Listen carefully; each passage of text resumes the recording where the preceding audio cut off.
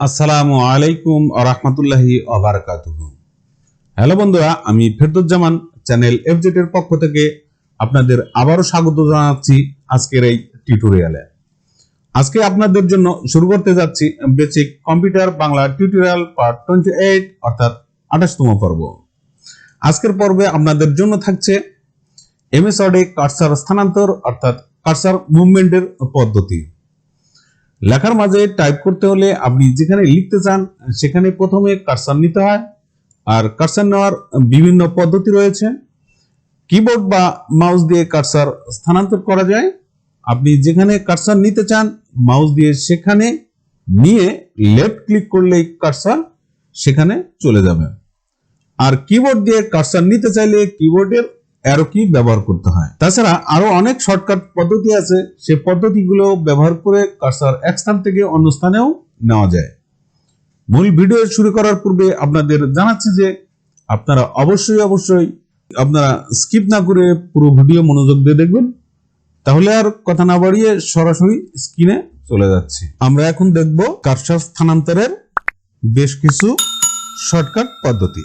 আমরা এক অক্ষর বামে কার্সর যদি সরাতে চাই সেক্ষেত্রে শুধু লেফট কি চাপলে এক অক্ষর করে বামে চলে যাবে আমাদের কার্সর। আমি লেফট কি চাপছি, যতবার চাপছি ততবার একটি একটি করে অক্ষর বামে কার্সর সরে যাচ্ছে। আমরা এক অক্ষর ডানে যদি কার্সর সরাতে চাই সেক্ষেত্রে শুধু রাইট কি চাপলে আমাদের একটি করে অক্ষর পরে আমাদের কার্সর সরে যাবে। আমরা যদি আপ অ্যারো কি চাপি অর্থাৎ এক লাইন উপরে যদি আমরা যেতে চাই, যেখানে কার্সর থাকবে ঠিক তার এক লাইন উপরে আমাদের কার্সর নিয়ে যাব, সেক্ষেত্রে আপ অ্যারো কি আমরা প্রেস করব। আমরা আপ অ্যারো কি প্রেস করলে আমাদের কার্সর এক লাইন উপরে চলে যাচ্ছে। যেখানে কার্সর রাখবো ঠিক তার এক লাইন উপরে যাবে আমরা যদি আপ অ্যারো কি প্রেস করি। আমি প্রেস করছি, দেখতে পাচ্ছেন। এক লাইন নিচে যদি আমরা কার্সর নিতে চাই সেক্ষেত্রে আমরা ডাউন অ্যারো কি প্রেস করব।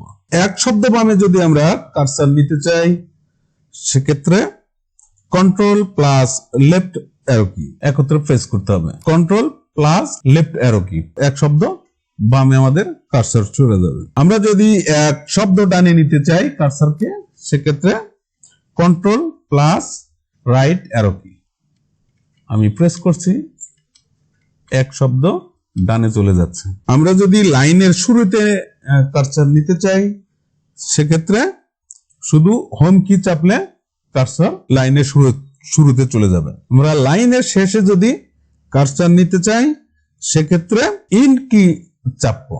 আমি ইন কি চাপলাম, লাইনের শেষে কার্সর চলে গেল। আমরা যদি বর্তমান প্যারার শুরুতে কার্সর নিতে চাই সেক্ষেত্রে কন্ট্রোল প্লাস আপ অ্যারো কি আমি কন্ট্রোল প্লাস আপ অ্যারো কি প্রেস করলাম, বর্তমান প্যারার শুরুতে চলে গেল। বর্তমান প্যারার শেষে যদি আমরা নিতে চাই কন্ট্রোল প্লাস ডাউন অ্যারো কি কন্ট্রোল প্লাস ডাউন অ্যারো কি আমাদের এখানে ছিল। আমি কন্ট্রোল প্লাস ডাউন অ্যারো কি চাপলাম, বর্তমান প্যারার শেষে অর্থাৎ পরবর্তী প্যারার শুরুতে আমাদের কার্সর চলে গেছে। আমরা যদি এক স্ক্রিন নিচে কার্সর নিতে চাই, এখানে কার্সর রাখলাম। যদি এক স্ক্রিন নিচে যদি আমরা নিতে চাই সেক্ষেত্রে পেজ আপ কি, এক স্ক্রিন উপরে নিতে চাইলে পেজ আপ কি আমি এখানে দিলাম। আমি যদি পেজ আপ কি যদি প্রেস করি সেক্ষেত্রে এক স্ক্রিন উপরে চলে যাবে। আমরা যদি এক স্ক্রিন নিচে নিতে চাই সেক্ষেত্রে পেজ ডাউন কি আমি এখানে রেখে পেজ ডাউন কি প্রেস করলাম, এক স্ক্রিন নিচে অর্থাৎ পরবর্তী স্ক্রিনের শুরুতে কার্সর চলে যাবে। আমরা যদি ডকুমেন্টের শুরুতে কার্সর নিতে চাই সেক্ষেত্রে control plus home button click করতে হবে। Control plus home button click করব, ডকুমেন্টের শুরুতে আমাদের কার্সর চলে যাবে। আমরা যদি ডকুমেন্টের শেষে নিতে চাই কার্সরকে, আমাদের এখানে পেজ আছে অন অফ 12 আমরা যদি একদম শেষের পাতায় শেষের অংশে নিতে চাই সেক্ষেত্রে, অর্থাৎ ডকুমেন্টের শেষে যদি নিতে চাই সেক্ষেত্রে কন্ট্রোল প্লাস ইন্ট বাটন একত্রে প্রেস করতে হবে। আমি চেপে দিলাম, একদম ডকুমেন্টের শেষে আমাদের কার্সর চলে গেছে। তো আজকের মতো ভিডিওটি এখনই শেষ করছি। আশা করছি ভিডিওটি বুঝতে পেরেছেন। আর ভিডিওটি বুঝতে কোনো সমস্যা হলে ভিডিওর নিচে কমেন্ট করে জানাবেন। আর এই ভিডিও থেকে যদি আপনার এক বিন্দু উপকার হয়ে থাকে তবে ভিডিওতে অবশ্যই একটি লাইক দিবেন এবং আমার চ্যানেলটি যদি সাবস্ক্রাইব না করে থাকেন তাহলে অবশ্যই চ্যানেলটি সাবস্ক্রাইব করবেন। ধন্যবাদ।